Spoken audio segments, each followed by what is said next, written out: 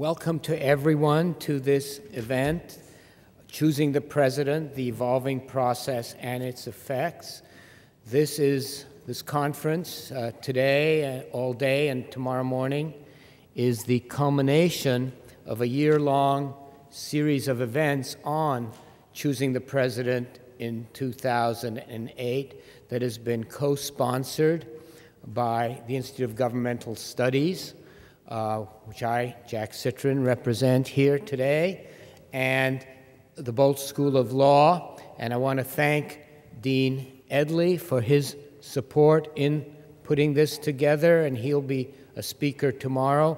And I want to thank Professor John Yu for all the work that he has done in making this year-long process a success.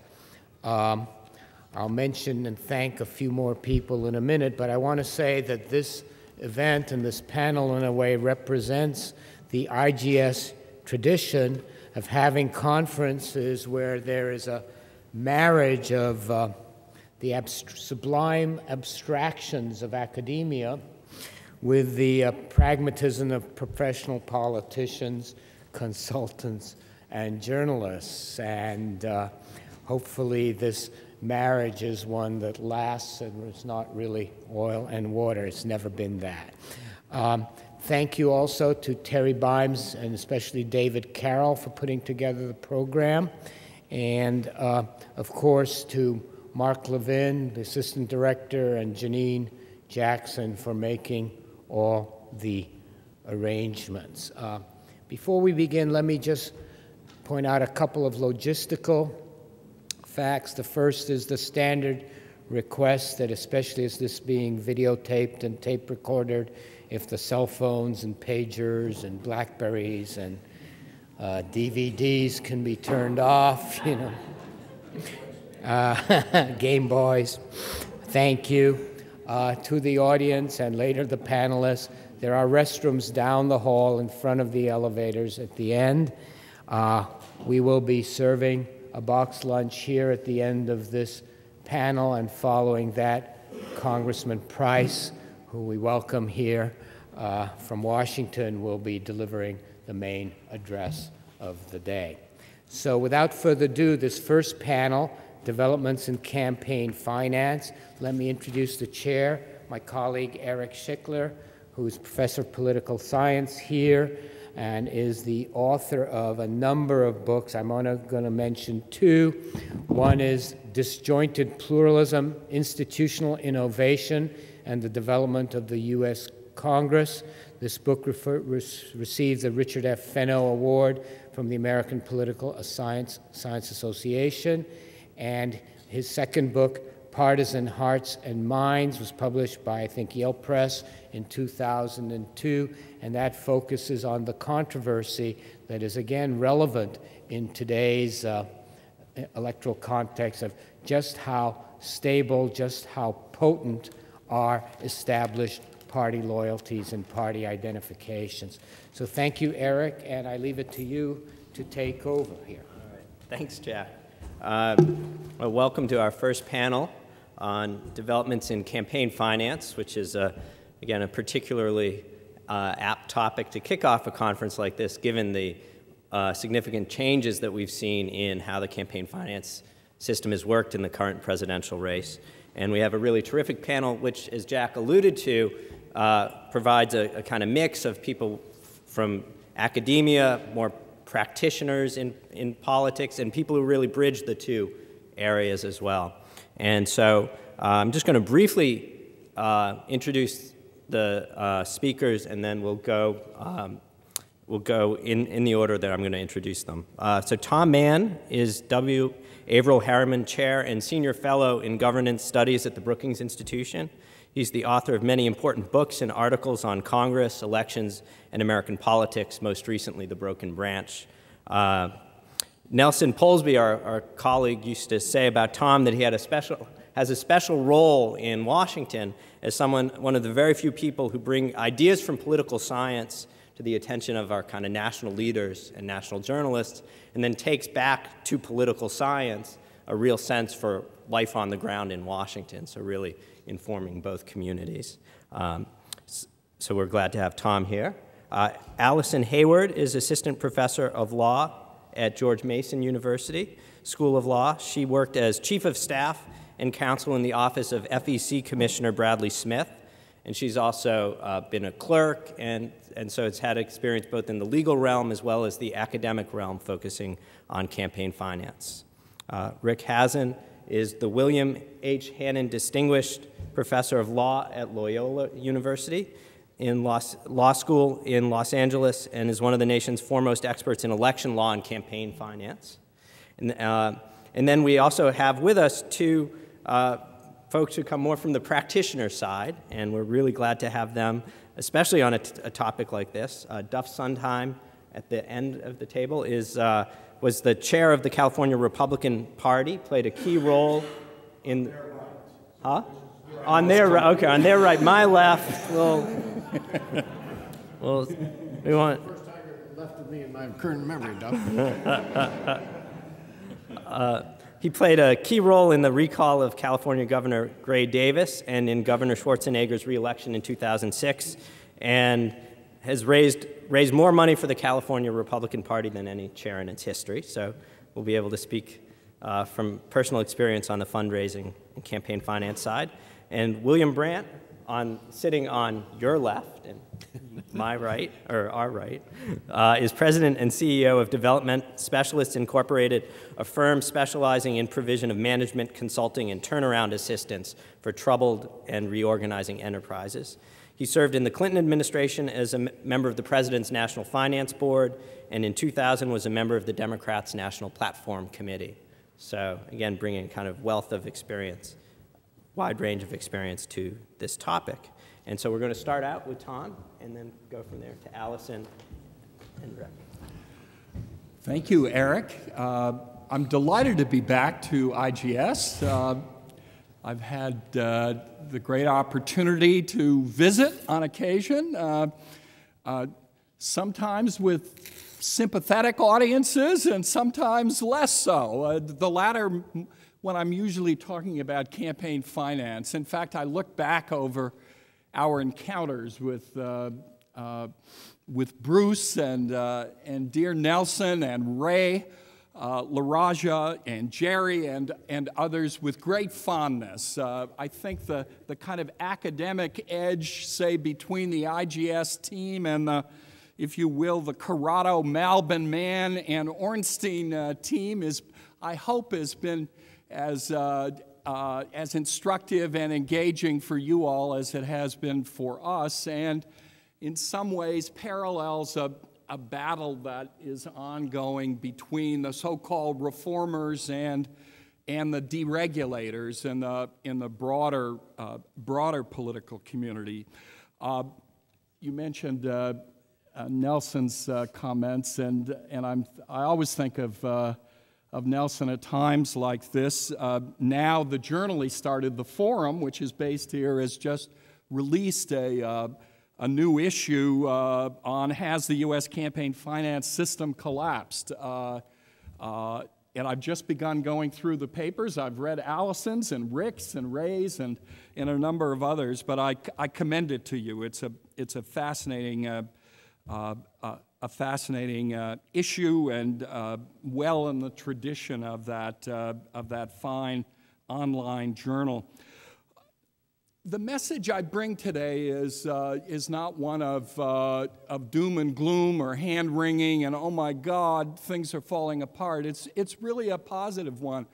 I haven't been as charged about American politics in decades. It is fascinating to me to see the level of interest, engagement, the energy levels, the sort of attention among American citizens and citizens around the world to the U.S. elections. It's also been a fascinating form of civic education because people are discovering aspects of our political system long in place that they never noticed before because we didn't have that combination of candidates and genuine competition that made them relevant as they have been in this election cycle. It's we will hear about this in the next panel, but it's amazing how little people knew about superdelegates, about caucuses, about allocation rules regarding the delegates, and the shock at discovering the small d democratic system that we have. I just think all of this is a very interesting exercise, and I look at all of these developments, and frankly, in a very, very positive ways. I see the possibility of our political system responding to real-world events and concerns in a way in which they're not trapped or wildly distorted by the sets of party rules and statutes and administrative law that's on the books. I would argue, in fact, that most of the interesting developments that we have observed in this election season have almost nothing to do with campaign finance law and regulation, and that the conversation basically ought to back off this ideological debate about the objectives and the consequences of the McCain-Feingold BICRA, Bipartisan Campaign Reform Act of 2002, because it's kind of run out of steam. Maybe this is our last effort, and we'll all relax about it and go on to much more interesting questions. That is the sort of general summary of what I bring you today. I mean, there are certainly signs that people have noted of a, quote, collapse of the system. For those of you who didn't get a USA Today at your hotel room this morning, you'll see the lead story is outside groups on pace to outperform outspend, maybe double the spending they had. What isn't said is that the money they've raised so far is a pittance compared to what the candidates and parties have raised. We know, of course, the public financing system has become largely irrelevant in this political cycle, but we saw that coming a long time ago. We've mentioned the outside groups. We know the new Supreme Court has decidedly, with a swing of one member effectively, from O'Connor to Alito, has a much different majority sentiment toward the whole notion of campaign finance regulation. And it's clear there is a litigation strategy underway now that has already paid some dividends, is likely to pay additional dividends, and of course the FEC can't get itself reconstituted and has to struggle on with two members. So that's sort of reason to think that something is amiss and not working. What I want to suggest to you is that these developments and the broader developments that are at work in money and politics, and I believe there are a number of really positive developments, including the rise of small donors, the failure of some well-funded campaigns and the success of others that were poorly funded, the limits of paid broadcast ads, the investments in grassroots campaigning, and the signs that suggest fundraising is more an indicator than a cause of interest, energy, and electoral appeal. All those, in my mind, are exceedingly encouraging developments in the realm of campaign finance, which is why my counsel is that all of us relax a bit, that we put BICRA in perspective, and go on to see how developments in campaigning in particular but broader developments in our politics, most of them associated with technology, are just changing the whole environment in which money is involved in presidential elections and other elections. Let's try to understand that, and let's see if it isn't possible to kind of back off our priors a little bit and to rethink some of these questions.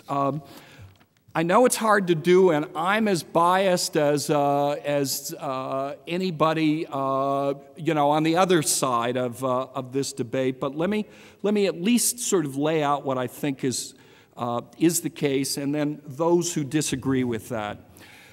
In my mind, McCain-Feingold was always a very limited and modest legislative initiative. It was designed to restore some old law rather than to create new restrictions on the law. And most of it was designed to deal with developments since 1996. Those who would go back and imagine that the parties operated in the fashion they did, say, from 96 to 2002, that they did that in the previous decade or two. It just isn't true. The same with outside groups. It's been fascinating for me to try to rustle up some of this activity that was supposedly constrained by McCain-Feingold,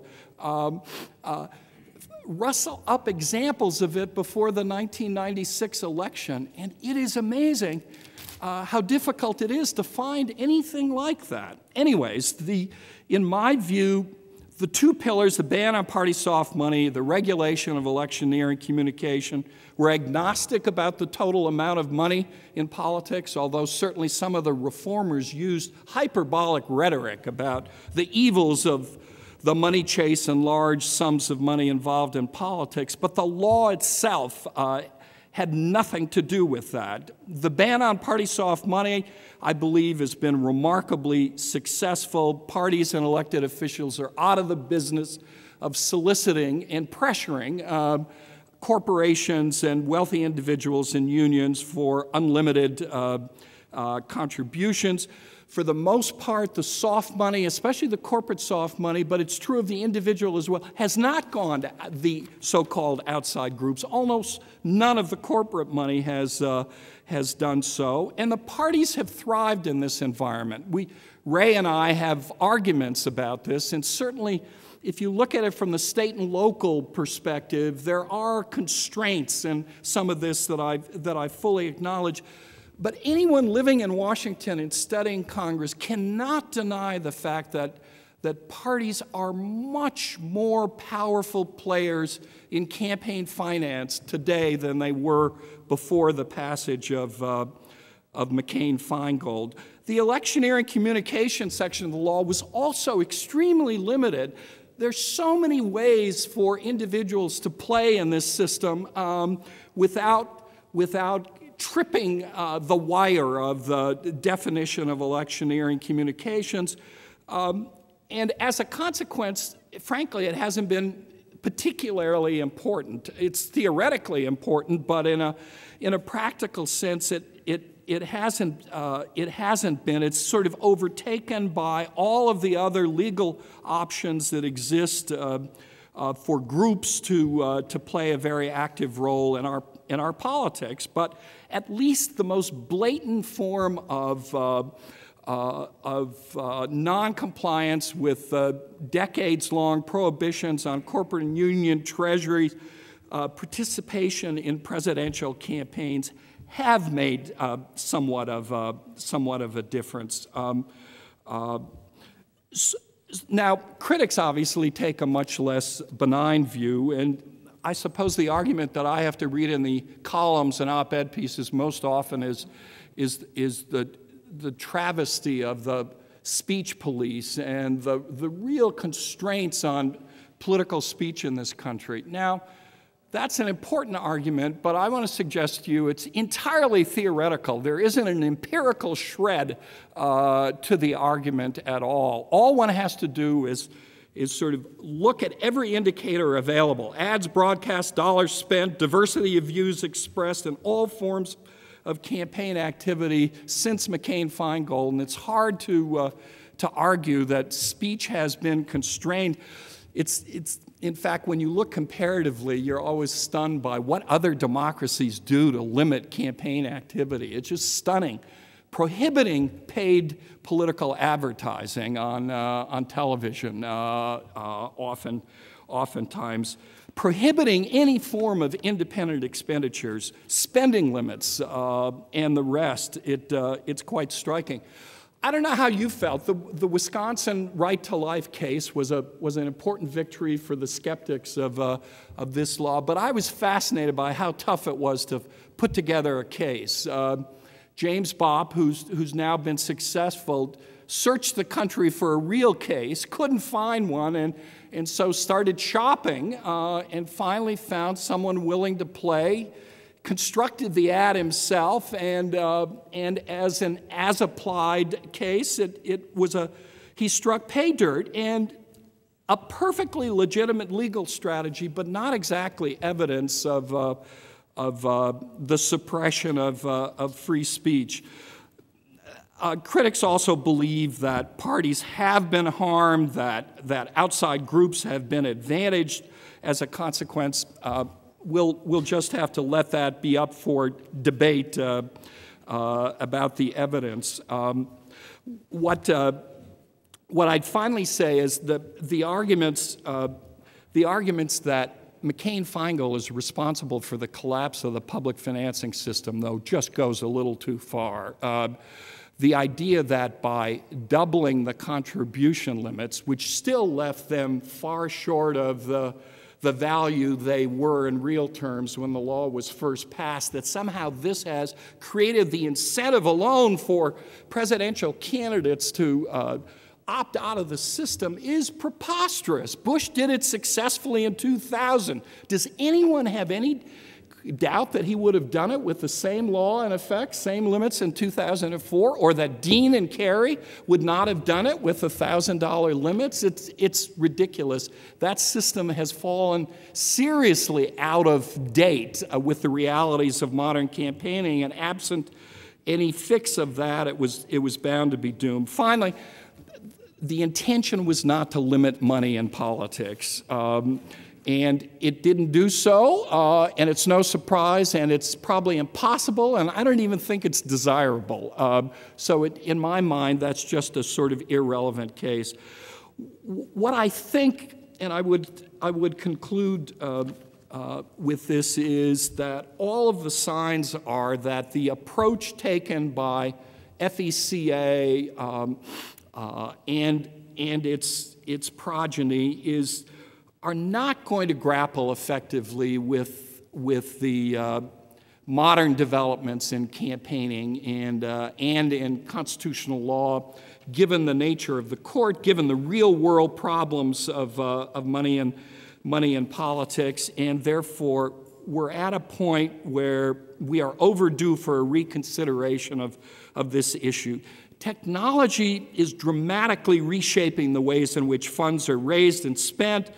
In the not-too-distant future, we may see major reductions in the cost of campaigns and the replacement of a limited number of large contributors with millions of small donors. Candidates and parties will have less control of their campaigns as the potential of the internet for motivated individuals and self-forming social groups is more fully realized. In this new world, some forms of regulation may stymie rather than facilitate constructive change. At the same time, the contribution limits for individuals and parties may continue to make sense as a way of encouraging the developments that seem very healthy in our politics. So I'm encouraged by developments in this election season, not dismayed, but I do think the world is changing, and we ought to acknowledge that and begin to do some rethinking, stepping back off of our sort of ideological vantage points, roll up our sleeves and go to work. Thank you. Thanks, Tom. Allison, Hayward.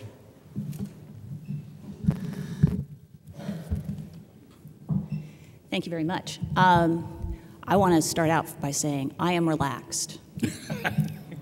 I've worked my way from anger and denial to acceptance.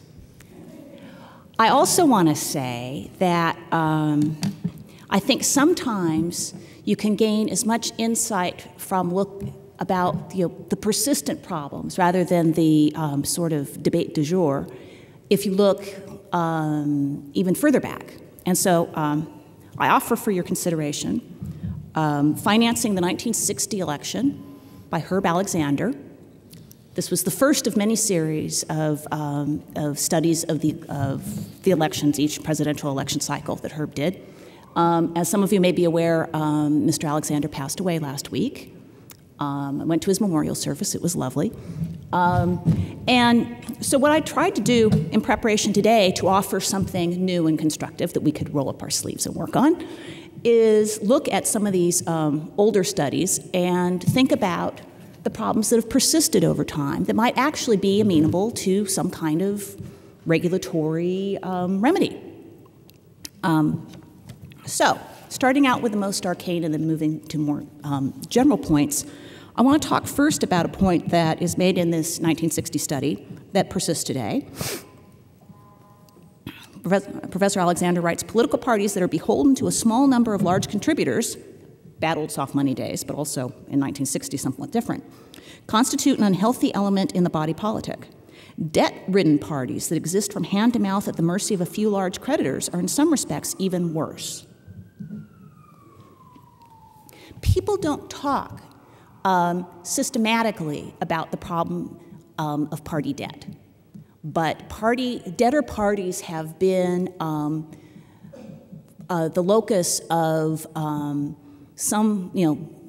several campaign finance scandals in the last century, and it intrigues me to think about why that might be. Why are debtor parties different? Why do parties get into debt to begin with? Are they a different piece of the sort of corruption puzzle that we should look at that is amenable to its own discrete solutions? I don't have any of those answers today, but I think that people who think about this area seriously should think about debtor parties. Parties are different because they persist from cycle to cycle.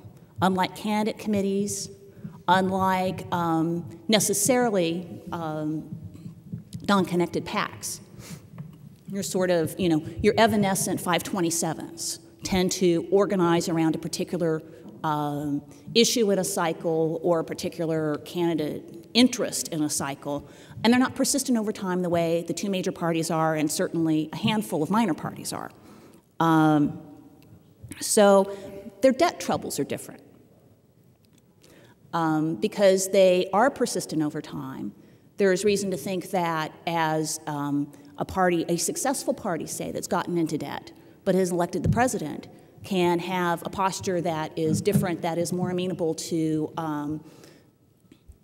monkey business than a committee that's going to go away anyway. Debt can lead parties to do desperate things. It led the DNC to do desperate things in 1960, which was discussed in this fine monograph, which I recommend to all of you, if you can find it. And it arguably led to some of the decisions that were made in 1996 in the DNC and their foreign fundraising strategy. Because the DNC was in some debt going into the cycle, and there was a great concern after the '94 election with the rise of the gang-rich revolution and all of that, that money was not just the usual impediment to DNC progress, it was an extraordinary impediment to DNC progress. So state and local parties that go into debt are a whole other kettle of fish, but I would submit that, again, have this dynamic of desperation plus necessary persistence over time that makes them a different corruption concern than other sorts of debtor political entities out there. In general, too, I think that more attention to good business practices in parties is probably not a bad idea. The Chris Ward incident at the NRCC is just the latest in the series of treasurers who have, there's a dynamic in campaign treasurer, the treasurer world that's also worrisome, which is that the law is very arcane. It's not that much fun. And so the one guy willing to do it gets a great deal of discretion. And so as time passes and your assistant treasurer moves on to something else and other things happen, you will see in committees the sort of fiscal responsibility grow more and more concentrated, even if at the outset the structure of the committee was much more responsible and much more in accord with conventional business practices.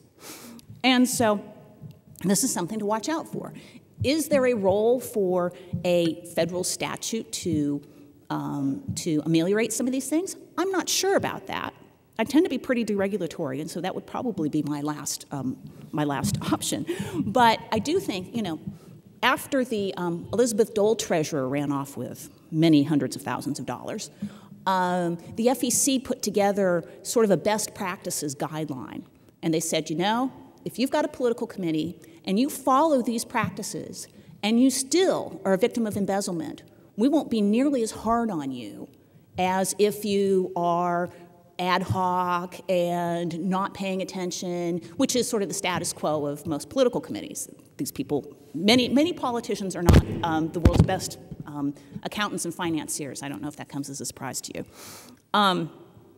So anyhow, I think there is, so this is my arcane point, real potential for regulatory or statutory improvement in the legal landscape to get at some problems that have always been there, that will be there, that are sources of bad behavior and concerns for corruption. Backing up and getting a bit more abstract, but in a similar vein, is my concern about, in general, transparency in expenditures. We know a lot about donors.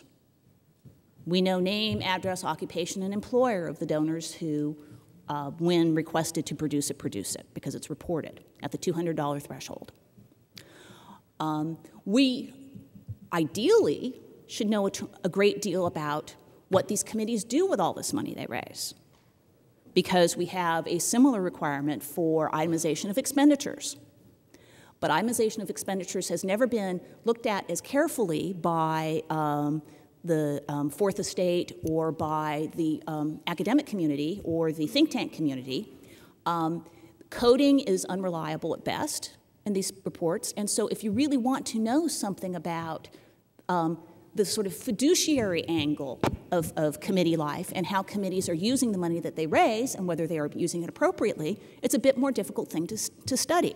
It seems to me that there could be some improvement in the disclosure laws here that would make it less likely that you see back-to-back political committees being formed around sexy issues, more or less for the purpose of raising money by direct mail and paying high fees to the executive director. Not that that ever happens. There's wacky bonuses and administrative expenditures that come out of committees when you start looking at the reports carefully. But you really have to look at the reports carefully, report after report after report. There is not right now, a good way of getting data that allows anyone studying this to do it efficiently. And since most of us don't have an entire lifetime to spend reading a cycle's worth of campaign committee reports, that means essentially the disclosure doesn't work.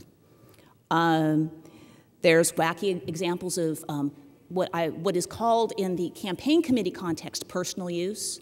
That is, a candidate who raises money for his campaign cannot take that money and spend it on his mortgage and his car and all these expenses that would exist irrespective of his candidacy. He's supposed to have a job for that or savings or something, personal money anyway, not campaign money. But the same personal use restrictions don't apply to leadership PACs and other forms of committees. They apply to the person's own campaign committee. So in the non-connected committee world, you can see all sorts of interesting expenditures that turn out to be something that, were it being done out of the main campaign committee, would be personal use. Again, sort of a notion that the fiduciary standards behind the administration of the campaign committee are not being observed. Stepping back one more point, I think it would be useful to create an atmosphere, and this is something that Professors Malbin and Boatwright have been working on, as well as others, that is a bit more sensitive to the positive role that donors play in campaigns and elections. The culture right now seems to be of gotcha donor disclosure and sort of gotcha reforms. I think favorable tax treatment for small and even what you might consider to be not so small, but I think in the grand scheme of things are small, campaign contributions would be a good idea. Public service announcements reminding people to contribute, creating an atmosphere that demonstrates to the ordinary voter that giving money to the candidate of their choice is a positive thing, is a form of political participation, is every bit as legitimate as walking precincts, and should be something that you in your busy day entertain doing. Alexander Hurd has this wonderful line in The Cost of Democracy that I'm not going to quote exactly, but goes something like, we need to remember that when the good people don't give, the bad people still do give. And when you drive the good people out of the donor pool, you are left with something that is much less attractive. And so, in general, I would like to see regulatory efforts and maybe statutory efforts that bring people back to the notion that giving to the candidate of their choice or the party of their choice is a positive good and something to be proud of, not something to be ashamed about. And then finally, I will back off the critique of BICRA to turn my focus to a critique instead of the Taft-Hartley Act. I don't think it's too soon to critique Taft-Hartley, though I might be wrong. And if I am, please let me know. There's this long-term tension. This is my abstract takeaway point for you all. There's this long-term tension between how much we regulate outside groups and how much we require them to report about themselves and how much we limit the kinds of resources they can use in political activity, and the notion that these groups should be regulated or should be sort of free as long as they're acting independently to do what they want to do, versus the notion that when they're active, there's a lack of centralization in campaigns, in the parties, and in the candidates, and that itself is a bad thing. Candidates and office holders like to have control over their campaigns. Parties like to have more say and more control over the strategic unfolding of a campaign. When you have outside groups relatively unfettered doing what they feel is best, that sense of control in responsible parties and responsible candidates is attenuated at best.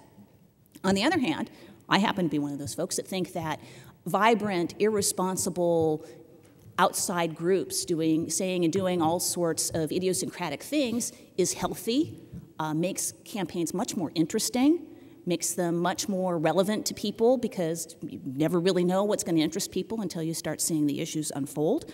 But anyway, this has been a tension in the law since certainly Taft-Hartley, because Taft-Hartley was the law that first placed independent spending restrictions on quote-unquote outside groups. In particular, of course, it was aimed at labor organizations. But there's a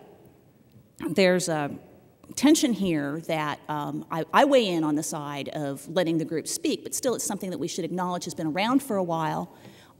There's no solving our way out of it. There is no magic bullet that will make independent groups feel unfettered and candidates and parties feel in control. They're just two different sides of a coin. So with that, I think I will bring this full circle back to where I started, which was the fiscal responsibility point. The idiosyncratic groups that arise from campaign to campaign also have, bring accounting and fiduciary concerns into the arena. And I don't know if maybe it would be appropriate for organizations, their political organizations exempt under 527 to have greater responsibilities for the use of their money than they have right now through the tax exemption or some other remedy. But I think that is, I think that in general, the fiscal responsibility angle is going to be one that if it doesn't blow up in this cycle, it will blow up in the next cycle or two. Because it's just, if something can't go on forever, it won't. And that's all I have to say. Yes. On that less optimistic note than Tom's. Thanks, Allison, and Rick Hasen. Somebody turn on that.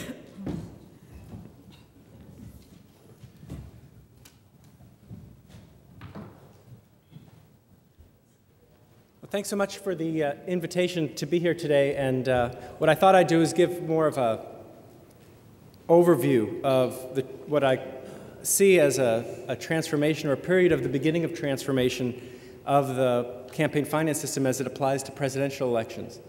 And I think that what I'm saying about presidential elections is not necessarily going to apply, and some things are in fact very different on the congressional side. So I'm speaking only to the issue of U.S. presidential elections. And I do think that, Tom pointed out the front page of USA Today, which was sitting for me in front of my hotel room, front page article about outside groups. And I do think that the USA Today, by making that a front page story, maybe made this a little bit larger than it is, to give you a sense that we're talking about $7 million in outside spending by one group, where you have the Obama campaign has raised through last month $179 million, the Clinton campaign $131 million, just so we get a sense of how big this is. The other story, which I saw on the internet, I believe is a front page story in today's Washington Post, and it went on to 4 screens, which tells you it's a pretty long story, was about Obama's bundlers and how important the bundlers are. And if you look at it, they talked about 79, and a bundler, just to explain to somebody who goes around collecting contributions of up to the maximum, which is $2,300 from friends and associates. So the article was about 79 bundlers who had bundled $200,000 in contributions for Obama, which comes out to about $16 million, and that is pretty small when you look at the $179 million that's been raised. So makes a great front page story. Look at this billionaire who's raising all this money for Obama, but I think it is missing some of the story. So let me try and give you, I'm going to cover 3 points. One, first, what's changed? Second, why has it changed? And last, is change good or bad? So what's changed? I'm going to talk about 2 endings and 2 beginnings. So one ending, and Tom's already mentioned this, is the end of the viability of the voluntary presidential public financing system. So the way it works now, and we know since the last election, you can opt in for purposes of the primary if you're a presidential candidate, and then opt out in the general. You have those choices. And if you opt in, you get matching funds. You could get up, in the last election, 2004, you could get up to 50.4 million. You could get matching funds, but you could spend only up to $50.4 million. And this is a number that's indexed to inflation, but it hasn't kept up with private fundraising. So in the last election, in the primary season, Bush was able to raise $258 million opting out of the system. Kerry raised $241 million opting out of the system. And in fact, part of the reason that these pro-democratic outside organizations, these 527s, arose in the last election on the Democratic side was a fear that the Democratic nominee, who turned out to be Kerry, would opt in, would be stuck with the $50 million limit, and would be outspent. And so it was a desire to get to that. In the 2008 elections, in the primary, the only candidates that opted in were candidates that were weak. So Edwards opted in when his fundraising was not doing well. McCain, as you may remember, opted out, then opted in, then tried to opt out, and there's a dispute over that. And his opt-in, opt-out choice was based on how well he could do privately fundraising. Obama and Clinton opted out. Likely, Clinton or Obama will raise well above $200 million, depending on who the nominee is. Once that's settled, more money can flow in, as happened with Kerry once it was settled that Kerry was going to be the nominee, up to the point of the convention. That's when we move from the primary to the general election. McCain, his fundraising started a lot more slowly, in part because he was opting in to public financing, or at least appeared to be. He'll be around $75 million. This has nothing to do with party fundraising.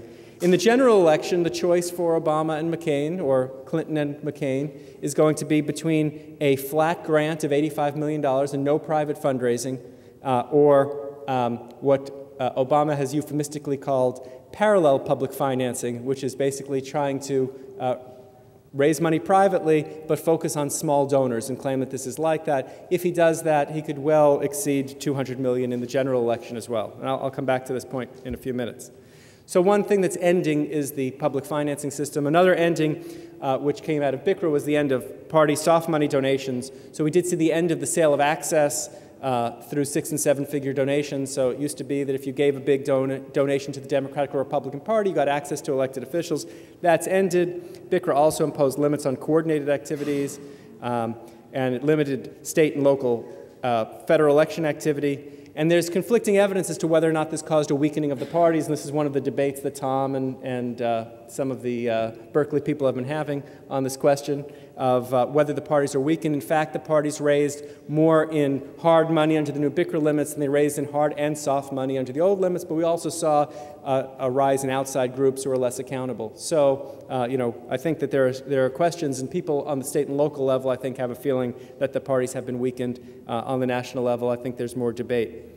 Two growth areas, one outside organizations, I've just mentioned, 527s and others.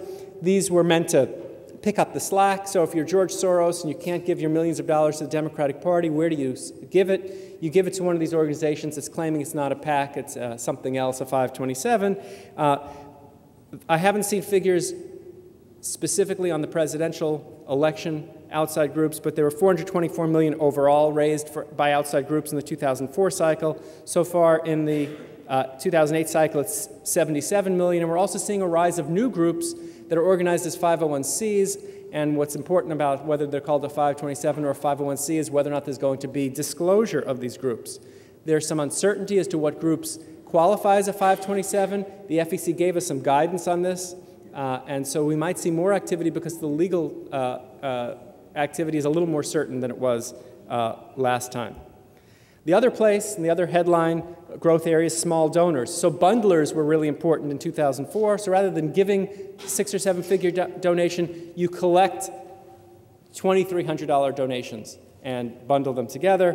That activity appeared very big in 2004. It was a major part of the Bush and Kerry 2004 campaigns, and these bundlers were given access. You may have heard of the Rangers and the Pioneers and these different. The Republicans seem to come up with better names for these than the Democrats. You have the Hill Raisers. I'm not sure what Obama's calling them, but McCain's Army. I'm not sure what the names are this time around. But you get so there's some bundling. But because bundling is not required to be reported, from what I've seen, the bundling appears to be less significant this time. One study by the Campaign Finance Institute found Obama and Clinton each raising around $32 million in bundled contributions.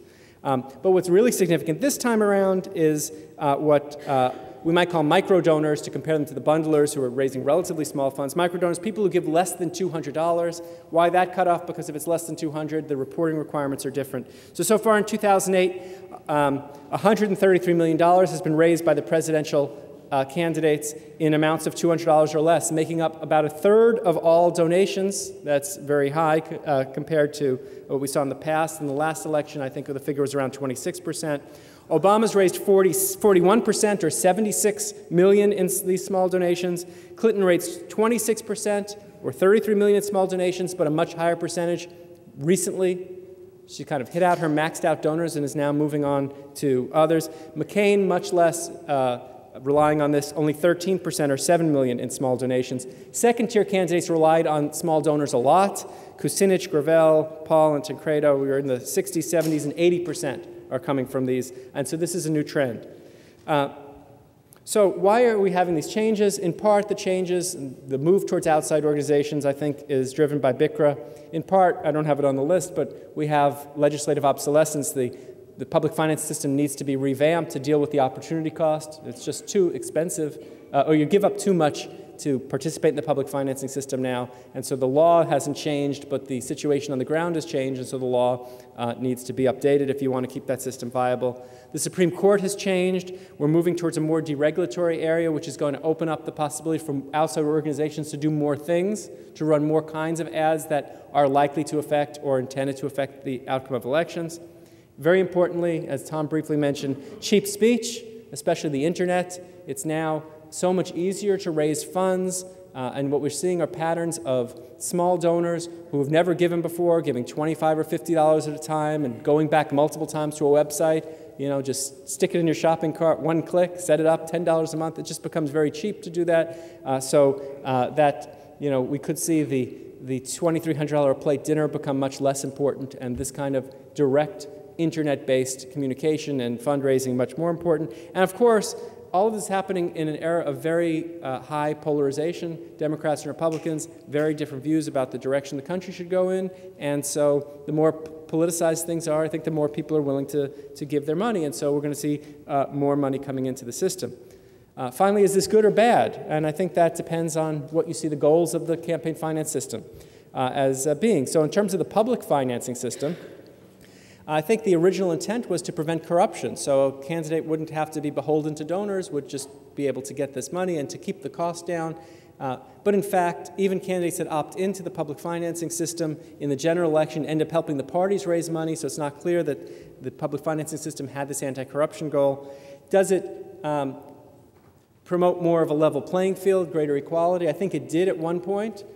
Now the argument of Obama that a parallel public financing system where you have small donors each giving $100, that's a kind of equality, and I think that becomes a normative question as to whether or not you think that's the same as money coming from the public and at large, and the same amount given to both candidates. I think there are different visions of equality on that point. The end of party soft money and the changing nature of parties, I think many people in Tom's camp would say that the end of the sale of access by the parties has been a good thing. The cost has been somewhat, arguably, of a weakening of the parties, and the question is how you balance those things. So I think that's also a question for debate. And aligned with that is the role of outside organizations.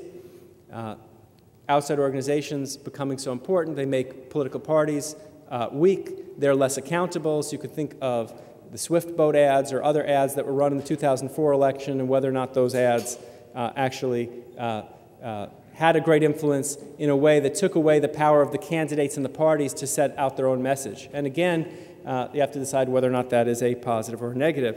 And finally, and I think this is where Tom and I are both the most encouraged, is the rise of the small donors, especially the micro donors, those giving less than $200. I think this, assuming that Congress doesn't revive the public financing system, this model that's come out in this election, mostly through Obama, but not only through Obama, of raising small donations over the internet becomes the viable alternative to try and assure some measure of equality. So there still may be great outside spending.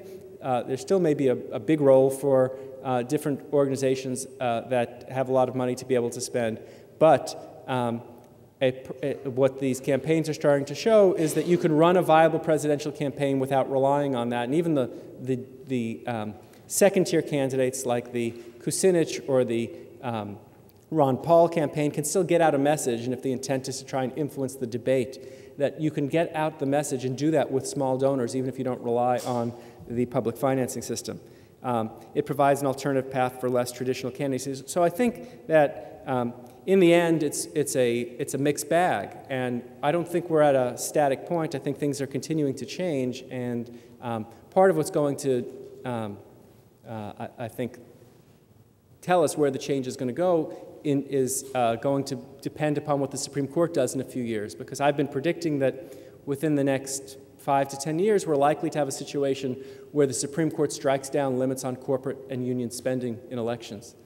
Direct spending from their treasuries. And if that happens, I think we're going to see further transformation. There's going to be much more of a free market in, there'll probably be disclosure, but otherwise a free market in the financing of elections, and outside groups can have even much more of an impact than they already do. So I don't think we're at a stopping point, but I think it's safe to say that as to the presidential elections, public financing, unless it's picked up by Congress, is pretty much going to be a non-viable approach for presidential candidates going forward. All right. And next up, we have Duff Sundheim. You're up next.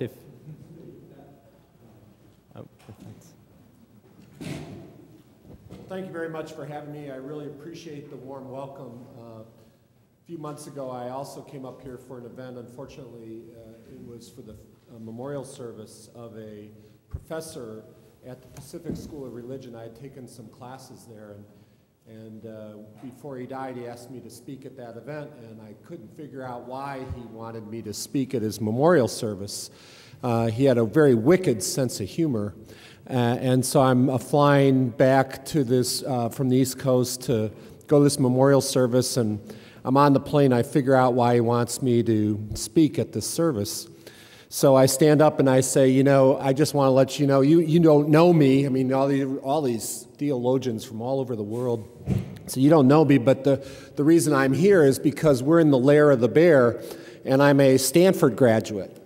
And there was some chuckling. And I said, and also in this most liberal of liberal cities, I'm the immediate past chairman of the California Republican Party. And at a memorial service, I was booed. So I am especially appreciative of the warm reception I received here today. First of all, I was the chairman of the California Republican Party for 4 years. I assumed that post in February of '03, at a time where we had just lost every statewide election in California, and my goal was to try to turn things around. And I was very much against the recall when I first heard about it, but eventually took that vehicle. But I just want to let you know that I'm not your typical party chair. I really believe that, you know, I'm a human being first, an American second, a Californian third, and a Republican fourth. And I think that's kind of how Arnold comes at it as well, and I think that's why we're a little different. So you're not really going to hear what my party thinks as much as maybe what I think. But we talked about the relative powers of the parties. In California, the Republican and Democratic parties have way, way too much power. Right now, at the national level, Dean and how many people know the name of the Republican National Committee chair? You know, Mike Duncan. I mean, nobody knows it. He doesn't have any power right now. So, but that notwithstanding, I really have a very strong bias against regulation and a very strong bias towards full disclosure. And the number one reason for that is the Constitution. I was doing my honors thesis when I was at Stanford on campaign finance reform. I really thought we needed to change the system. And a week before I was due to turn in my paper, Vallejo v. Buckley came down, and I literally had to spend another year doing my honors thesis because it just blew the whole thing out the window. So I think that as long as the Supreme Court takes that point of view, and I agree that they're moving in the direction of less regulation, I think this whole attempt to provide this regulation is going to be nothing more than whack-a-mole, you know, because you're going to say, okay, well, here's the problem, here's the solution, and there's so much money and there's so much talent that you're just going to find ways to get around it. Just to let you know, when I was just chairman of a state party, to comply with federal law, I had to have 19 different bank accounts. 19. I spent 25% of my budget on compliance. 25 cents of every dollar I was, so I have, in 58 counties, I have local treasurers. These volunteer treasurers can go to jail if they make mistakes. So, you know, I'd get calls, you know, it was 10 o'clock at night, my wife would joke, you know, it's got to be one of those treasurers again. And they said, what do? I have no idea what to do. And, you know, I said, well, the regulations aren't clear. But I could commit a felony if I make the wrong decision. I go, yeah, I know, good luck. And that was it. You know, so, I mean, if you're going to go into this stuff and if you're going to try to provide some guidance, I think you have to really, really be careful where you go. Now, that's not to say there aren't problems.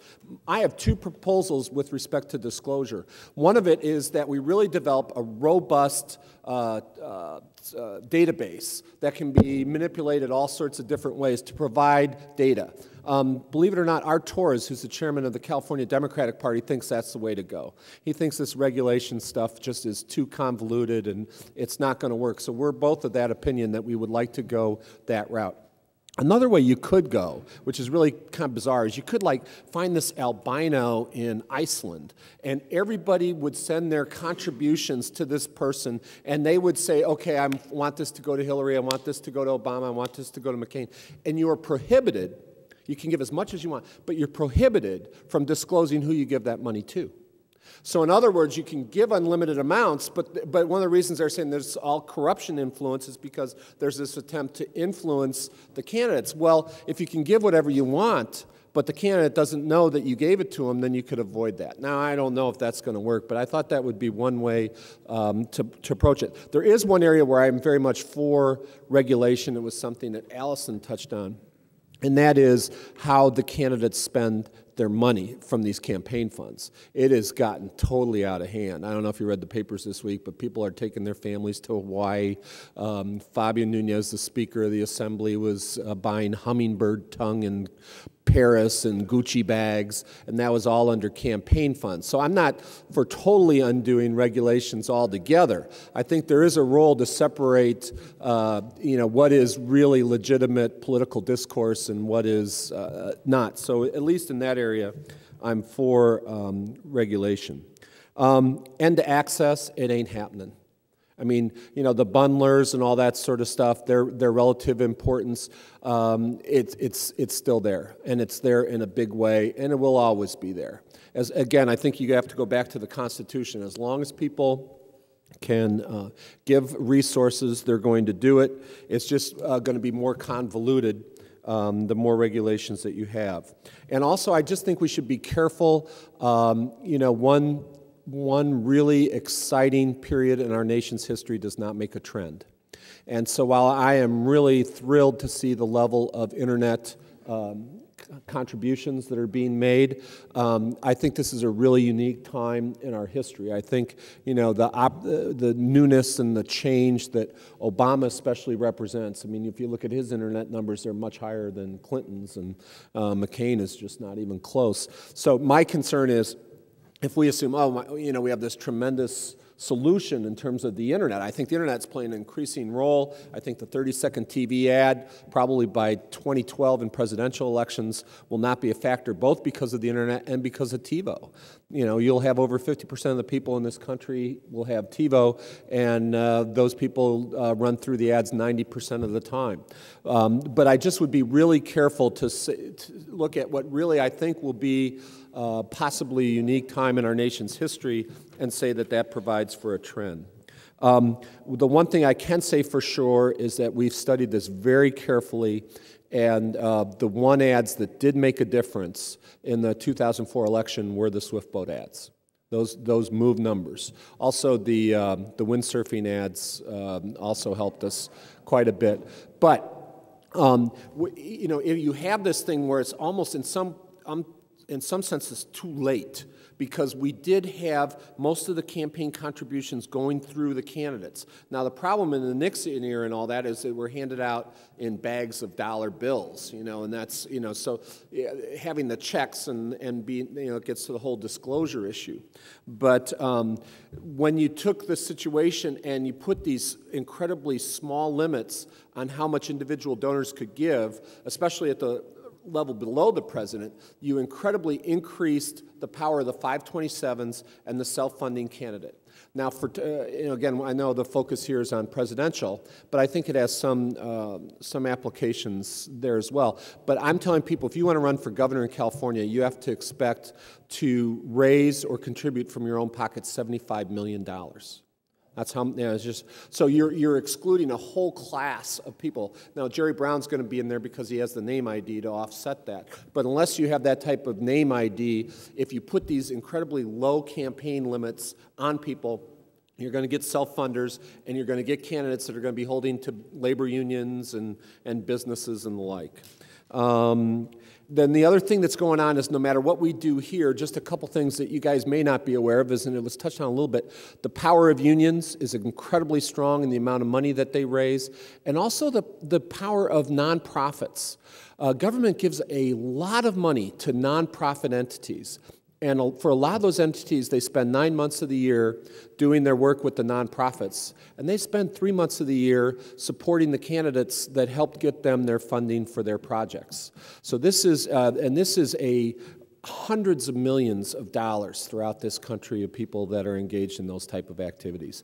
So I think the discussion here is very valid. I've learned a lot from listening to the people here on the panel. But I think, again, if it came down to it, I would be for less regulation and much more disclosure on a very robust and timely basis, and let the citizens who have this incredible interest and education and desire to be a part of this process, to let them make the decisions rather than us make the decisions for them. Thank you.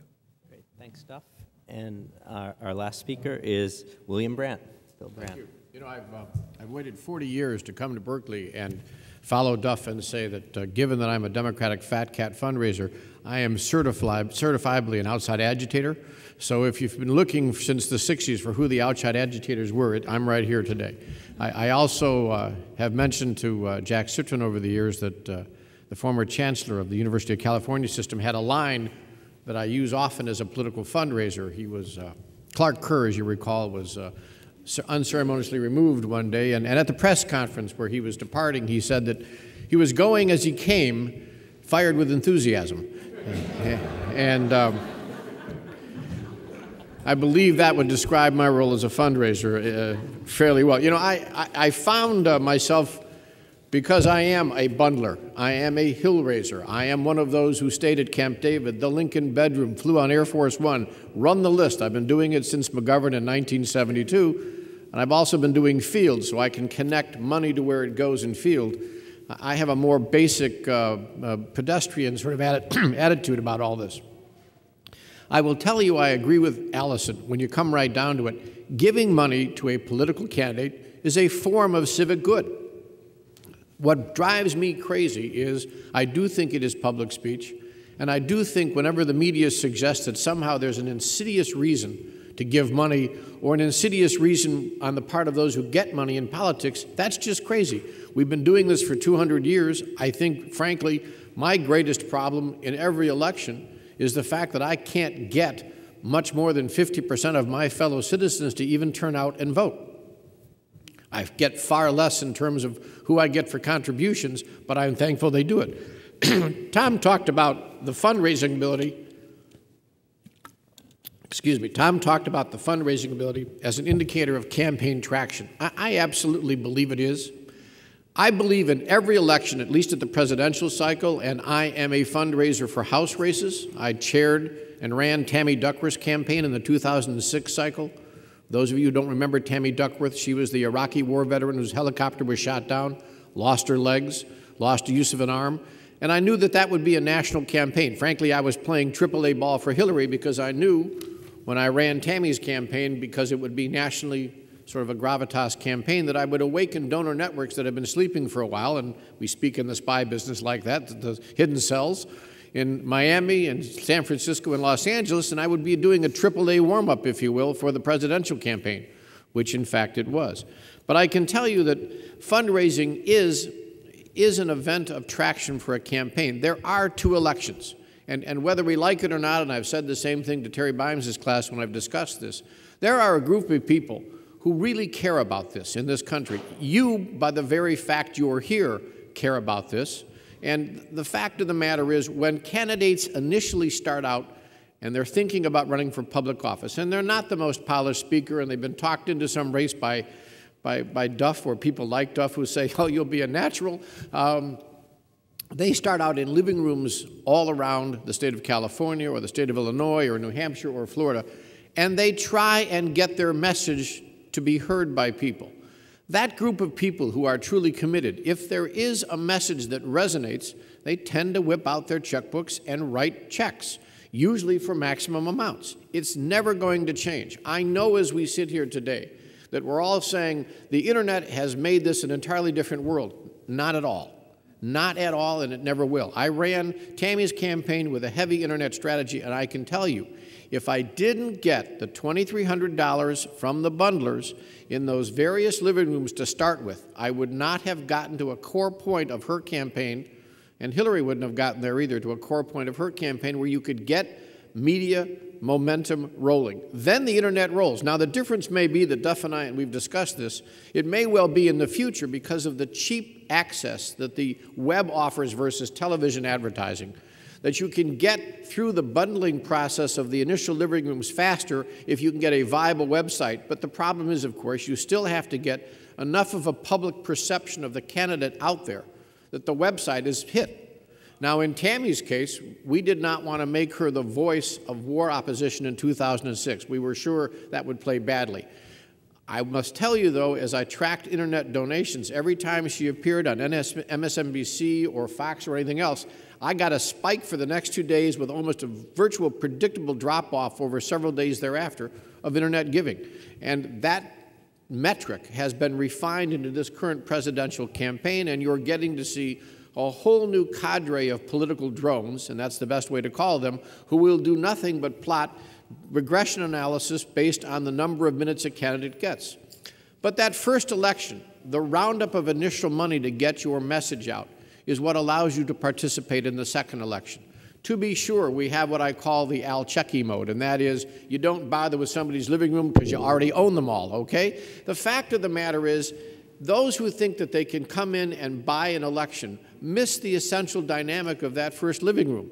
The people listen to your message and they vote with their money. The elites who are paying attention, and thank God they are. And if you are not gathering their money, or you choose to skip the step by writing your own check, you are missing a great deal of feedback and, if you will, refinement to your own campaign. I can also tell you that Rick was talking about bundlers, and he mentioned that you take the $2,300 and you time it times the 79 people, and it's $16 million. I've raised in the last 20 years almost $12 million for various political candidates around this country. I can tell you it's very hard to do in certain states. In other states like Illinois, there are no campaign contribution caps whatsoever. All soft money, all corporate money, all individual money in any amount is allowed. It's like paradise.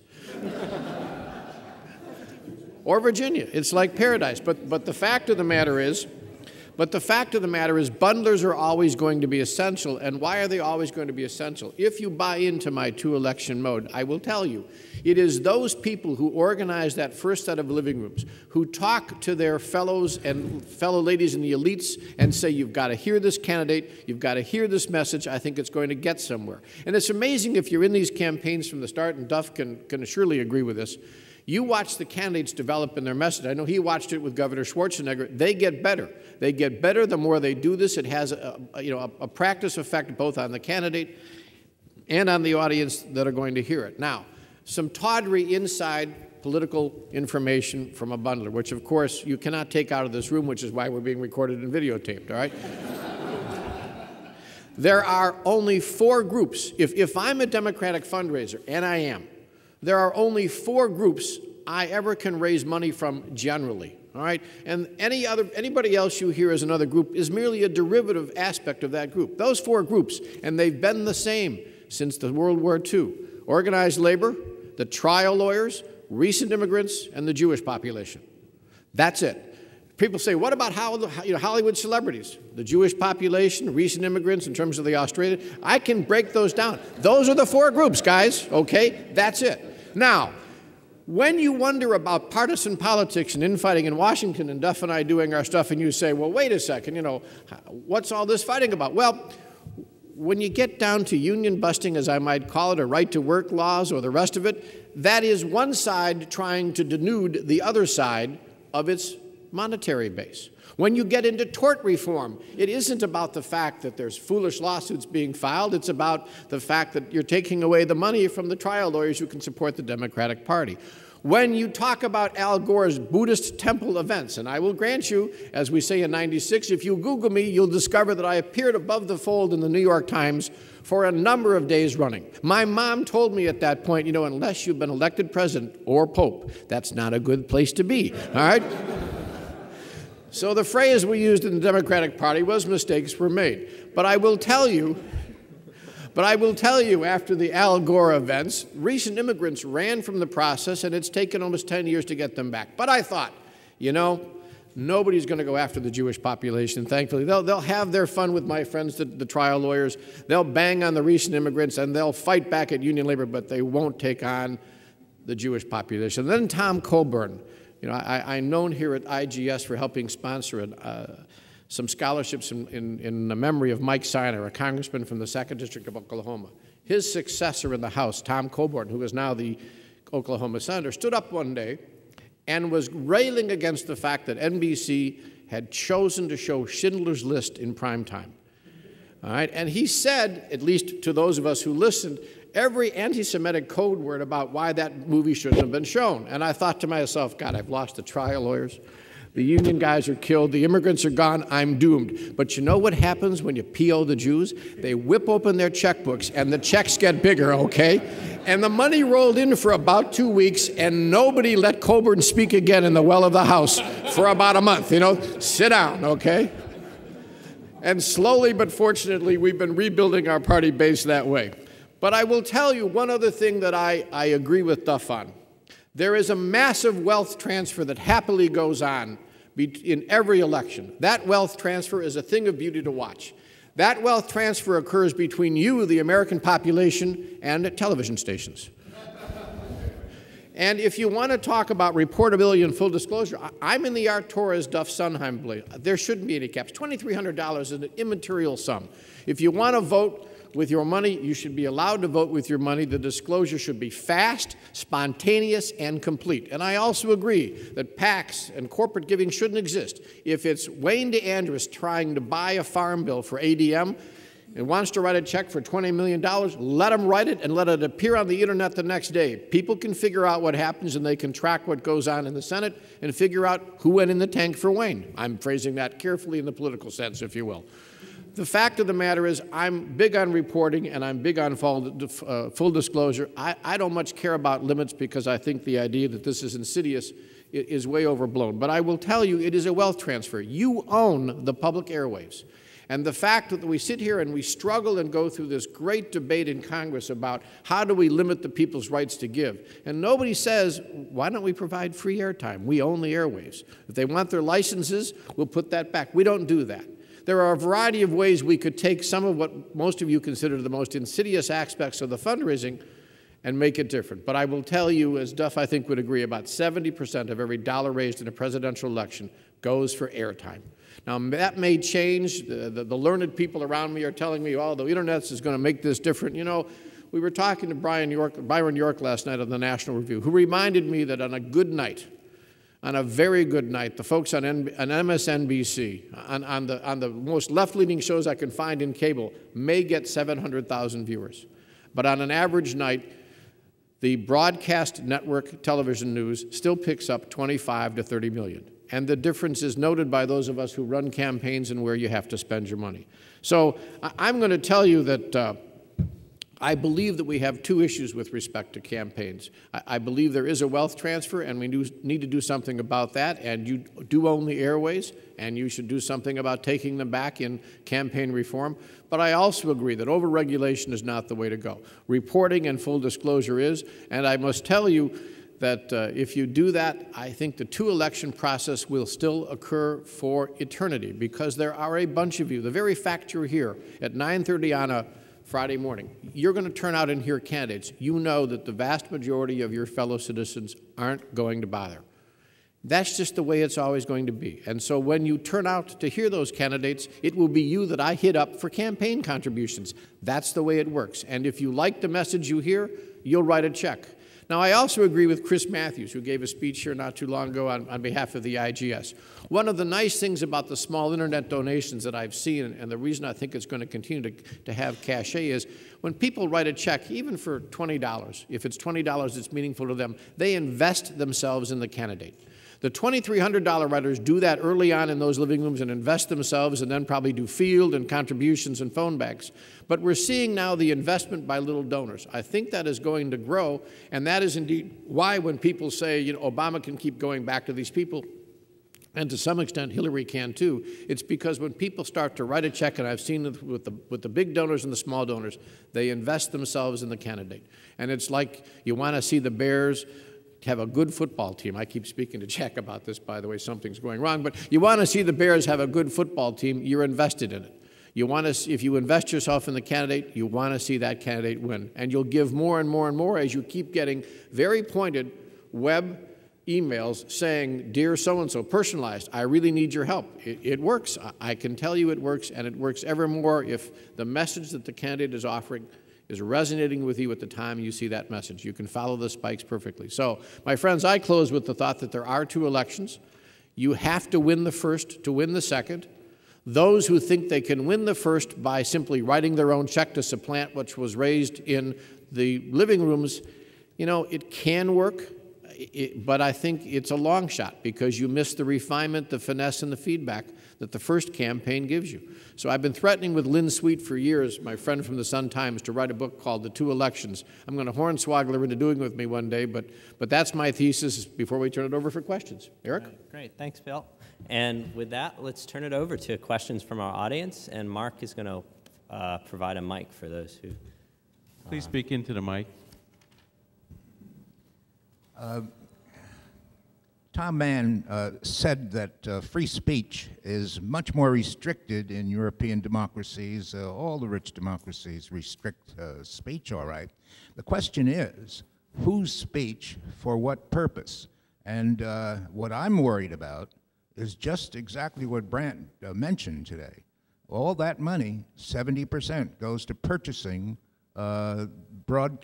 commercial broadcast media time, one way or another. And the airways are public, not private, and there's not only a legal but a moral case for that. What we find in comparing these democracies that Mann mentioned is that there's not one that doesn't give free time for the candidates to speak for themselves. And of course they have different election laws and all of that, but that's the key to it. In fact, they give money to parties to speak for themselves, and they make sure that the media obey. So what Brandt said should be said about every day on the hour. And I think that, Tom, you're wrong about free speech. What counts is who gets it. If the candidates can get free speech on the broadcast media, which are the center of it, then you've got a better democracy, more lively. Let me respond first before Tom jumps in by saying this. Allison said, in not a throwaway line, but she was kind of talking about what the future might hold when she was saying giving to political campaigns is a civic good. There ought to be PSA spots on television saying, write a check to your campaign. If that's the extent that we pressure television to do a couple of PSAs saying, would you write a check to your candidates, they're going to get away with murder, and they'll gladly do that. That isn't where the mother lode is. Tom? Well, I've long supported free airtime for parties and candidates. It's an exceedingly difficult and uphill battle to take on the industry. It is also a little more complicated in this country. In almost all other countries, there is a modest block of time that's given to the parties, and they use this in a variety of ways. But I think the sort of research shows they're frustrated by the limits of that particular mode of communication, and have been looking for other means of encouraging or of pursuing their campaigns. Listen, Hal, the investment in broadcast advertising varies tremendously by the level of office, and of course it's highest in the presidential elections. What's interesting, and we'll have to see the data after this process, is that you're getting some reallocations of resources now, and I think you'll probably see that the amount invested in paid broadcast ads is smaller now. It's shrinking. There's greater investment in grassroots advertising. We have some good experimental research done by political scientists that shows that the efficacy of various forms of such participation. There also is some increasing evidence of the ineffectiveness of some paid political advertising on television. Yes, it's true that there are real limits on the internet now of reaching broader populations. William is absolutely right about that, but I suggest none of us be dismissive of a change that's simply in the process now. You're right about one cycle doesn't make a trend, but on the fundraising side, it began in 2000 with John McCain's initial effort. It then grew quite impressively in 2004, initially with Howard Dean, and then John Kerry, and to some extent George Bush. In this cycle, you're absolutely right. The initial fundraising was done by bundlers raising maximum contributions. And if you look at all of the candidates, you will see they were getting 85, 90% of, but let me finish. It will always be thus. That's the way it's always going to start that way. Right, 85, 90%. But as you went on over time, the percentage of small donor fundraising increased, and the figures here actually that have been presented don't take into account the most dramatic change. Now it's taken on a life of its own, and we're up to 70, 80% of the dollars coming in for Clinton and Obama now, higher for Obama than Clinton, but both exceedingly high. Of $200 or less on the internet with repeat donors. Now, it may be that it's because of the unique nature of the candidacies and the contest, and all of this will disappear, but don't bet on it. There are developments underway with social networking, with habits now, and if politicians and parties are smart, they will take advantage of that. But that's on the fundraising. Then on the political communications side, I honestly believe you're going to see profound changes over the next decade or so in the ways in which low-cost digital communications supplant television advertising. And so the game is changing in a fundamental way. Just because it always seems to have been one way doesn't mean it always will in the future. Two responses, real quick. You're seeing billboards all over Berkeley that says, Sarah Marshall, you were a terrible woman or something. It's a movie advertisement. We're selling political candidates the same way. We know they're overexposed on television. We're selling a brand. We're selling an image. We know that the web, we know that billboards, you're seeing the effect of marketers constantly trying to find a new way to get that brand image to stick in your mind. You know, and if television begins to show us a fall off, and it does from time to time, you'll see them try more innovative things. Bundling and the internet. My thesis is real simple. I've now been on 4 internet campaigns beginning in 1998 with the embryonic stuff. You are never not going to have the bundlers. That's what you need to prime the pump. The only way you're going to get to the point, and there's a tipping point, and each campaign finds it, when all of a sudden the public thinks this candidate's viable and I like the message. You have got to have had the money to get there, and all of a sudden the internet takes over. The bundlers become, as Tom points out, relegated to immaterial in terms of the universe of money being raised. But to get to that tipping point, you need to raise the funds to be taken seriously as a candidate. Now the issue will be, well, there will be self-funded candidates who decide, all right, I can skip the living rooms, I can create the web and the media stuff, and can I create a self-funded tipping point? That's one of the interesting questions I don't know yet. Looking at Romney and some of the others, doesn't seem to work. Seems to not catch the same cachet as when the people sense it's a movement. Allison? I just wanted to insert something that maybe the folks with the practical experience on the panel can enlighten me on. What happens to the relative basket of broadcasting spending when HD TV kicks in and the people who are getting the nightly broadcast on rabbit ears can't get TV signals anymore? For those of us in the campaign funding business, Duff and myself, when HD does kick in, we look a lot better, I got to tell you. We just, you're not seeing them up close here, but we're going to look great on HD. Allison, I don't know. My first reaction is, as I watch those Sarah Marshall billboards and I see the rise of the internet, as Tom says, there is a constant need to find a way to imprint on your brain, just like any other advertiser is doing for any other product, some way to get there. I got to tell you that none of us, and Duff says we've all done a lot of work, and we have. I don't think any of us have taken a look at next February and the impact on high-definition TV. I'm just assuming that folks can afford the boxes. Well, it just seems to me that the relative advantage that the broadcast nightly news has might dissipate, because once you've got a wire going into your TV and 150 choices, you're not going to be watching the one that you could get for free with your rabbit ears. You're going to be watching something else. The funny part was I'm watching the declination of choices when you have tough money. The night before Super Tuesday, I unfortunately was intimately involved in helping produce and run Hillary Clinton's nationwide town hall meeting on the Hallmark Channel. If I had to do it over again, okay, They should stick to cards, I think, the Hallmark thing. But it wasn't our biggest success. But I think it is, as Duff says, here's one more attempt to find the limits. This is a new world for all of us, the multiple media outlets, including the web, and we're all trying. Some are going to be better than others. Great. Other questions? A couple quick comments. One, I think that the change in technology is permanent.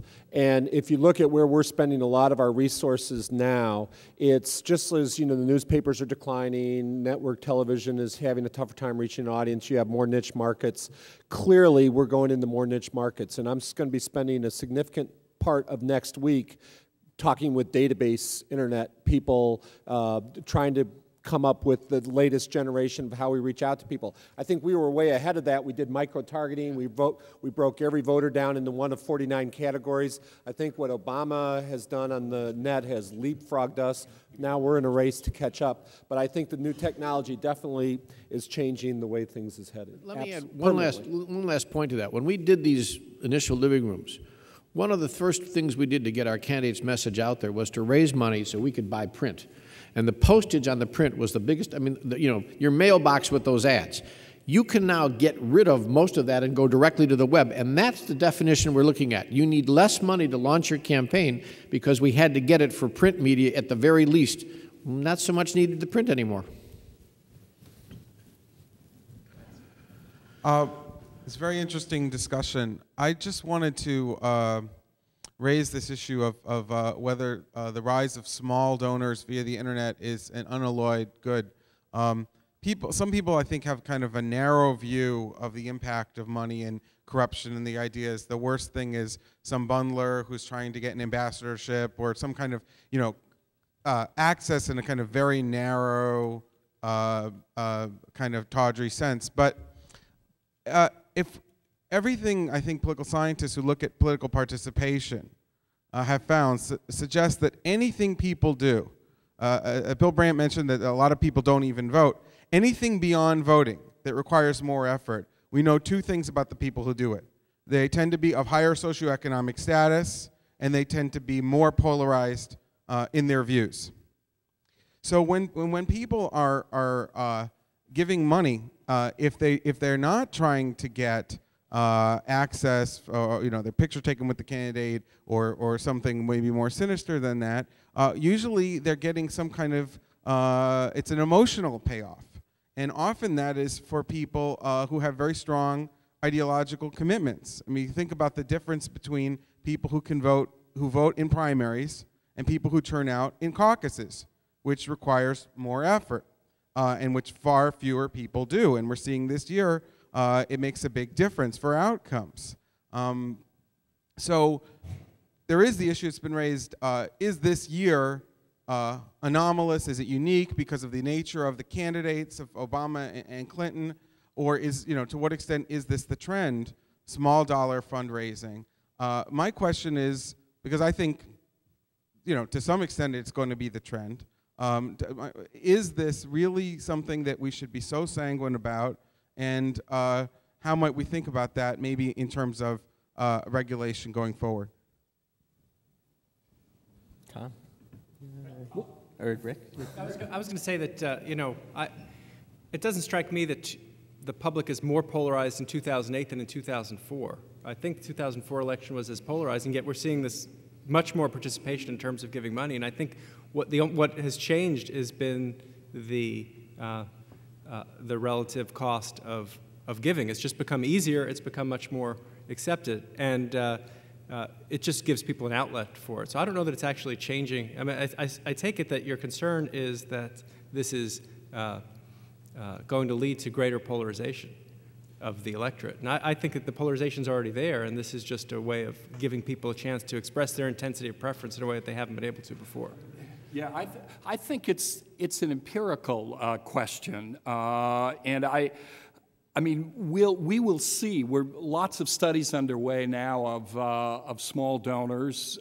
We'll learn much more about them, but I think the kind of mindset about attracting people with ideologically extreme views and anything that requires more than voting sort of misses something larger at work in our politics. If you look at the divergences of Democrats over Republicans and Obama over the other candidates, it has little to do with ideology per se. In the case of Dems over Republicans, it has everything to do with a referendum effect on the actions and performance of a Republican administration that sort of generates a huge amount of interest, but that is as evident among people who are center-left as those who are further left.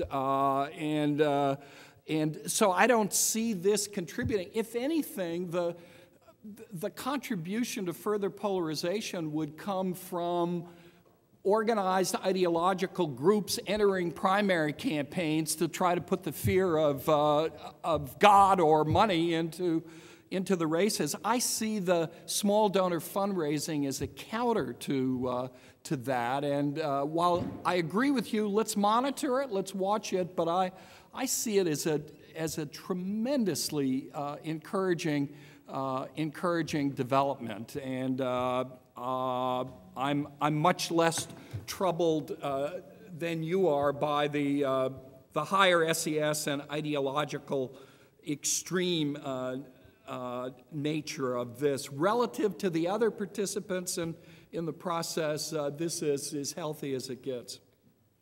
I guess I might draw a analogy between the niche small donor funded candidate and the self-funded candidate.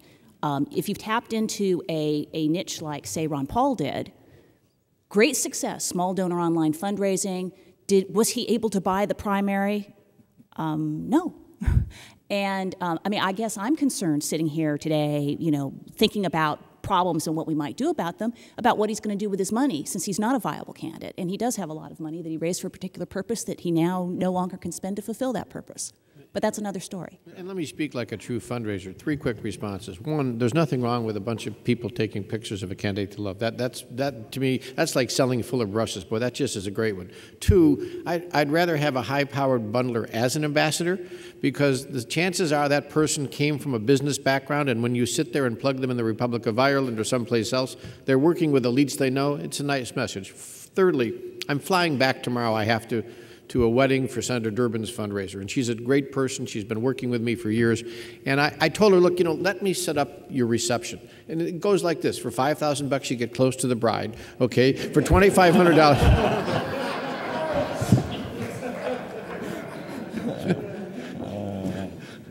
Billy, you're making my case, Billy. You're making I have a couple comments. One, what's implicit in your question, which I respect, and was implicit in the first question, is one, I think it's neither good or bad. It all depends what happens with it. That's the same thing with everything in our country, but it's all what we do with it. And what I find fundamentally very upsetting or concerning to me is that depending upon which way it goes, you want to regulate it. Well, who's going to regulate it? And is that something that I approve or you approve? What if I want to free Tibet? Is that a good thing or a bad thing? What if I want oil drilling off of the coast of California? Is that a good thing? Who are you to decide whether that's good speech or bad speech? I think it's up to the American public to decide whether it's good speech or bad speech. And I think if what you're talking about is you want to regulate it, our country, the thing that makes our country so fantastic is it keeps moving forward. And I remember when the civil rights leaders went to Franklin Roosevelt in the 1930s, and they sat in front of him and told him the importance of civil rights. And Franklin Roosevelt said, I totally agree with you. Now go out there and make me do it.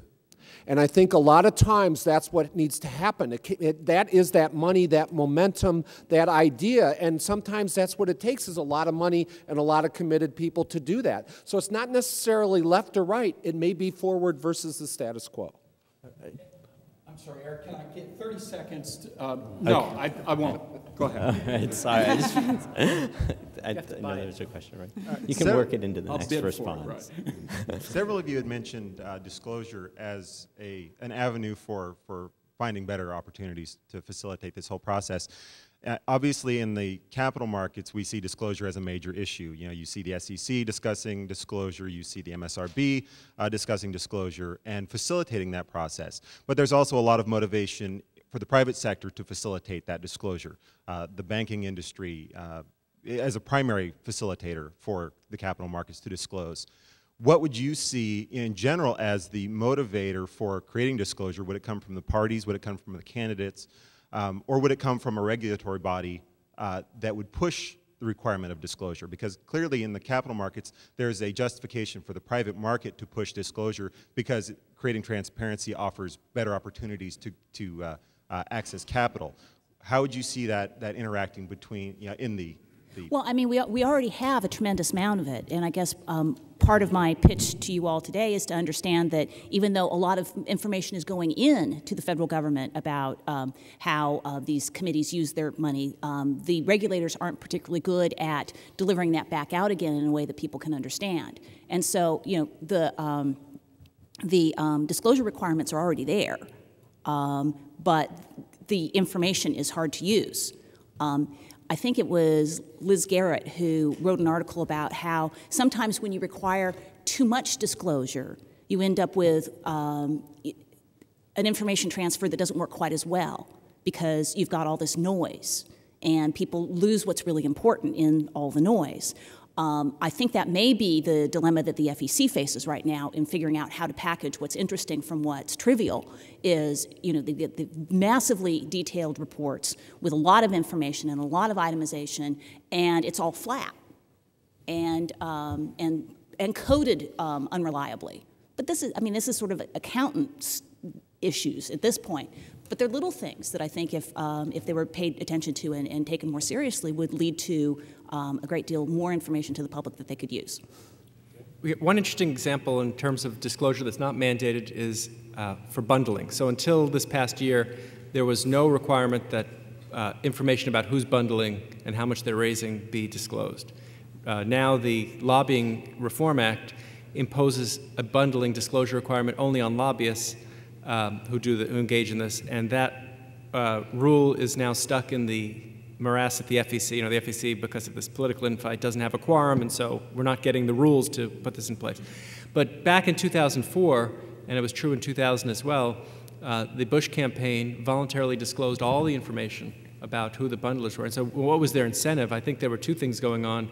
One was they actually wanted to get competition among the bundlers. Absolutely. And so, you're a ranger, but I'm a super ranger, and depended on, what level you could reach. So that was some incentive. And the other is, bundling to the outside public sounds like nefarious fat cats, and so the extent that you could shine a light on it, it looks less nefarious. And show a broad base of people, quite surprising, who are doing this, and to tell the media it's not just the insiders, it's a very broad base of people. So I was actually going to ask you a question. How much, I haven't looked at this yet, and I saw this report this morning in the Washington Post, how much are the Obama and Clinton and McCain campaigns putting this information on their website so it would be easy for people to find? Well, in Hillary's case, there is a Hillraiser website which just lists people who bundled more than $100,000. There's no reason bundlers shouldn't be listed. I agree with Duff. Complete and full disclosure. I agree that if there is going to be disclosure, that's where the FEC and federal regulation and felony issues come in. But I also take a point from Allison and from Rick, your earlier presentation. I do a lot of IE, which is the code word for independent expenditures, okay? There's a lot of other people doing independent expenditures in amounts you folks can't believe. It's all got to be reported to the FEC, but as Allison points out, the documents are utterly opaque if you're not in the business. And so you can go to the FEC website and pull up the IE for the presidential election. It will make no sense to most of you. And so everybody's focused on the bundlers, and sure, that's a great media story. But there are people spending enormous amounts of IE, and you can't figure out how to make that connection just because the forms are so opaque. And that's what, if you moved in the direction of they could raise more money and you disclose it, it would be the robustness of the database to break it up by bundlers or area code or event or whatever. But the problem that you have now is, for example, the state party. We raised about $65 million last election cycle through our party, and the Democrats probably did a similar amount.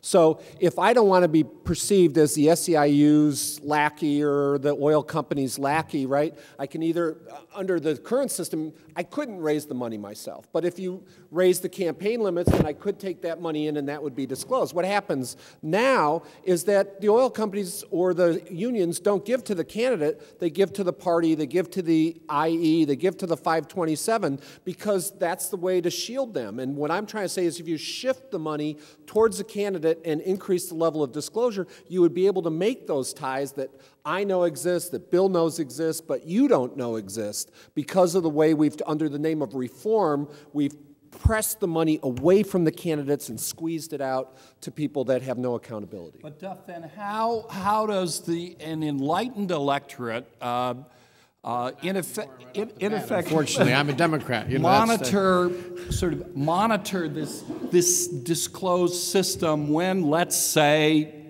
oil companies decide to invest in both parties, in both candidates, as a way of advancing their interests. I mean, there's sometimes a little bit much made of the possibilities of a disclosure-only system, from empowering voters to sort of manage conflicts of interest and sort of special access and influence. We know, going back to your question, the sort of the limits of disclosure in the economic arena, and we're now discovering sort of very inventive sort of mortgage-based financial derivatives work to obscure risk in ways that ended up not permitting any real accountability. And the same problem exists in politics.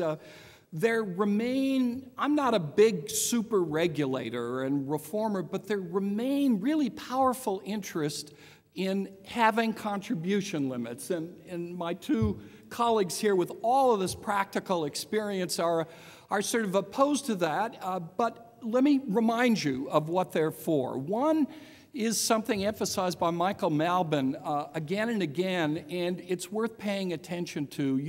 You talked about the misuse of funds by politicians from their campaign. Well, we have lots of evidence that in a situation of unlimited contributions from individuals and corporations and unions, public officials engage in very heavy-handed behavior. The problem is not pressure from outside interests, it's pressure from elected officials on these outside interests, and there is so much evidence from corporate CEOs and others of what comes close to extortion but doesn't violate the laws, so that it would, so that's one reason, limit the power of government. It's a very conservative argument.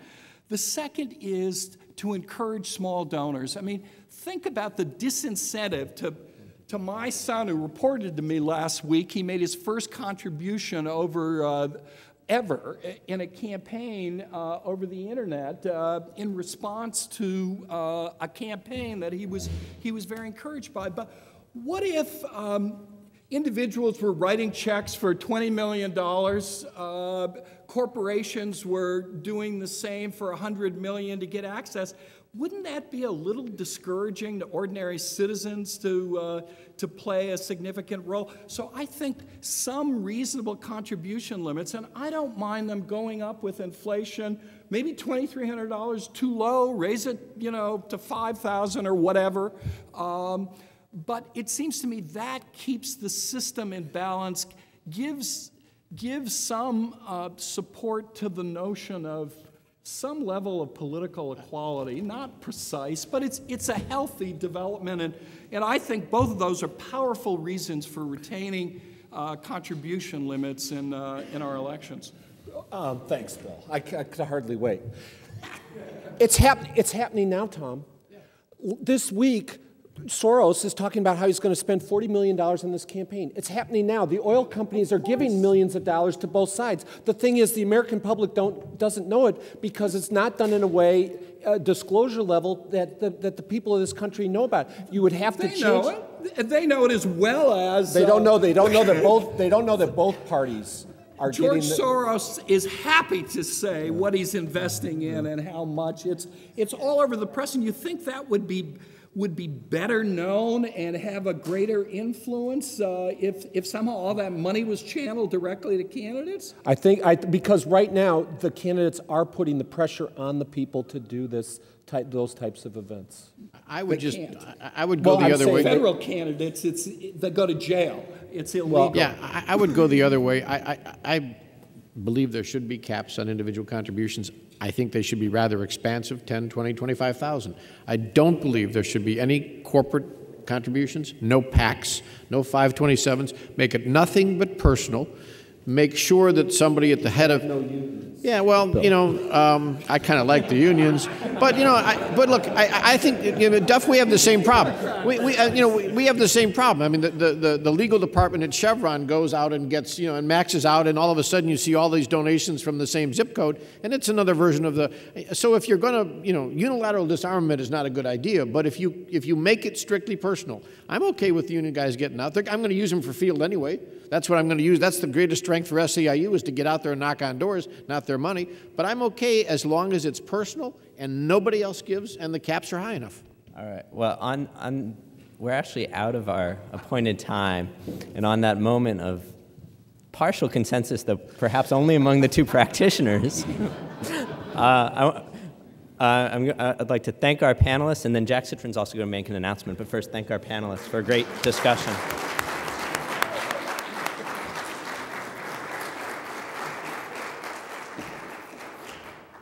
I also want to thank our panelists. It was a great session, and hopefully more of the same in the afternoon. I want to thank Eric also for chairing this and questions.